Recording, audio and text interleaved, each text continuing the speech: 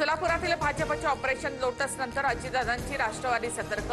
दत्तात्रय भरणे सोलापुरात निवडणुकांच्या पार्श्वभूमीवर आढावा घेणार। भरणे सोलापूर जिल्ह्याचे संपर्क मंत्री। पंतप्रधान मोदींकडून जवानांसोबत दिवाळी साजरी। पंतप्रधान मोदींकडून INS विक्रांतलाही भेट, तर मोदींनी राष्ट्रपती मुर्मूंची भेट घेत दीपावलीच्या शुभेच्छा दिल्या। सीमेवरील सैनिकांसाठी आधार सोशल ट्रस्ट कडून दिवाळीचा फराळ।